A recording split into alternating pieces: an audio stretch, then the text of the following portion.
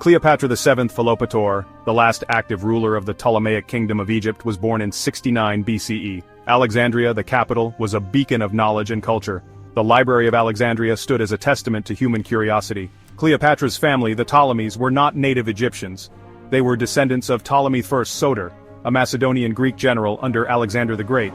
Upon Alexander's death, Ptolemy seized control of Egypt, starting a dynasty that would rule for centuries. Despite their Greek origins, the Ptolemies embraced Egyptian customs and claimed the title of pharaoh. From a young age, Cleopatra was immersed in this world of power and intrigue. She received an unparalleled education, studying mathematics, philosophy, oratory, and astronomy. Cleopatra was fluent in multiple languages, mastering Egyptian, Greek, and several others.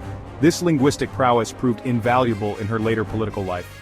Her education went beyond books and scrolls. She was a keen observer of human nature.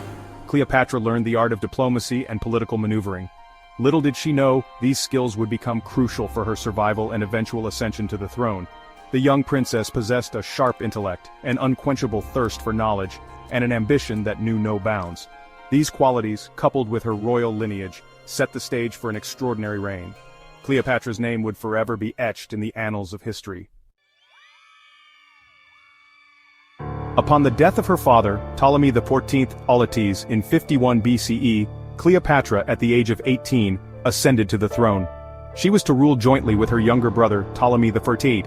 However, power, much like the shifting sands of the desert, is rarely shared willingly. Cleopatra was soon locked in a bitter battle for control with Ptolemy XIII and his advisors. The young queen, however, refused to be sidelined. She possessed a keen intellect, a shrewd political mind, and an unwavering determination to rule in her own right. Cleopatra's opportunity arrived with the arrival of Julius Caesar in Alexandria in 48 BCE. Rome at that time was embroiled in a civil war. Caesar was pursuing his rival, Pompey the Great. Cleopatra, aware of Caesar's political and military might, sought his support. In a legendary act of audacity, Cleopatra had herself smuggled into Caesar's presence. Caesar was captivated by her charisma and intelligence. He agreed to back her claim to the throne. Caesar's legions emerged victorious, solidifying Cleopatra's position as the sole ruler of Egypt. Cleopatra's relationship with Julius Caesar was complex and multifaceted. It was a partnership born out of political expediency. Caesar needed Egypt's wealth and grain supply to support his war efforts. Cleopatra needed Caesar's military might to secure her throne and maintain Egypt's independence. Yet, it blossomed into a passionate love affair. Their romance scandalized Roman society. Caesar was a married man. Cleopatra, in the eyes of the Romans, was a foreign queen. Their affair produced a son, Caesarion, whom Cleopatra claimed was Caesar's child. Despite the controversy, their relationship had significant political ramifications. Cleopatra accompanied Caesar to Rome in 46 BCE. She was treated with great honor and respect. Her presence in Rome helped to legitimize Caesar's rule. Caesar's assassination in 44 BCE marked a turning point in Cleopatra's life. She was forced to flee Rome and return to Egypt. Cleopatra was now a seasoned ruler, ready to face the challenges that lay ahead. Following Caesar's assassination, Rome descended into another period of civil war. Mark Antony, one of Caesar's closest allies and a member of the Second Triumvirate, emerged as a powerful figure. In 41 BCE, he summoned Cleopatra to Tarsus in Anatolia to answer for her alleged support of Caesar's assassins. Cleopatra, ever the astute politician, saw this summons as an opportunity. She arrived in Tarsus in grand style, presenting herself as the embodiment of the goddess Isis.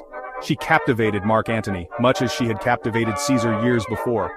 Their relationship, much like Cleopatra's affair with Caesar, was a blend of political expediency and passionate love. Antony needed Egypt's resources to fund his campaigns.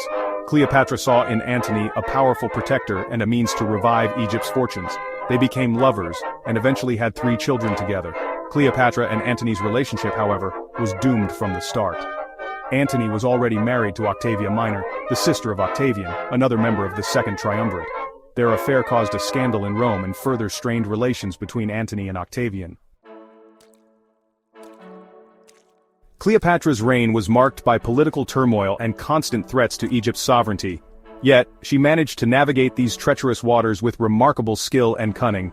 Cleopatra was a shrewd negotiator and a skilled diplomat. She understood the power dynamics at play in the Roman world and used them to her advantage. She was also a capable administrator, implementing economic reforms that brought prosperity to Egypt. Her reign saw the restoration of ancient temples and the revival of Egyptian culture. Cleopatra, though of Macedonian Greek descent, embraced her role as pharaoh. She sought to restore Egypt to its former glory. Cleopatra's political acumen was evident in her handling of the Roman civil wars. She carefully chose her allies, always striving to protect Egypt's interests. Despite the constant threat posed by Rome, Cleopatra managed to maintain Egypt's independence for over 2 decades. She proved to be a formidable ruler, one of the most remarkable figures of the ancient world. The relationship between Mark Antony and Cleopatra ultimately led to their downfall. Octavian, fueled by ambition and resentment over Antony's alliance with Cleopatra, declared war against them. The final showdown came at the Battle of Actium in 31 BCE. Antony's forces were defeated by Octavian's fleet. Antony and Cleopatra managed to escape back to Egypt. However, their fate was sealed. Octavian pursued them relentlessly. With Octavian's forces closing in on Alexandria, Antony, believing Cleopatra to be dead, fell upon his own sword. He died in Cleopatra's arms. Cleopatra, facing capture and the prospect of being paraded through the streets of Rome as Octavian's captive, chose to end her own life. Legend has it that she allowed an asp, a venomous Egyptian cobra, to bite her. She died on August 12, 30 BCE at the age of 39. With Cleopatra's death, the Ptolemaic dynasty came to an end. Egypt fell under Roman rule, becoming a province of the Roman Empire. Cleopatra's story is a captivating blend of love, power, betrayal, and tragedy. She was a woman of extraordinary intelligence, ambition, and political acumen who ruled in a man's world. Cleopatra challenged the conventions of her time and left an indelible mark on history. Her image as a femme fatale is largely a later invention, perpetuated by Roman propaganda and Western literature. In reality, Cleopatra was a highly educated and capable ruler who fought tirelessly to protect her kingdom and her people. Cleopatra's story has captivated artists, writers, and filmmakers for centuries. She has been the subject of countless works of art, literature, and film. From Shakespeare's play Antony and Cleopatra to Elizabeth Taylor's iconic portrayal in the 1963 film, Cleopatra's image continues to fascinate and inspire. Her story is a testament to the enduring power of human ambition and the allure of power. Cleopatra's legacy is complex and multifaceted. Her story continues to resonate with audiences today, reminding us that the past is never truly past.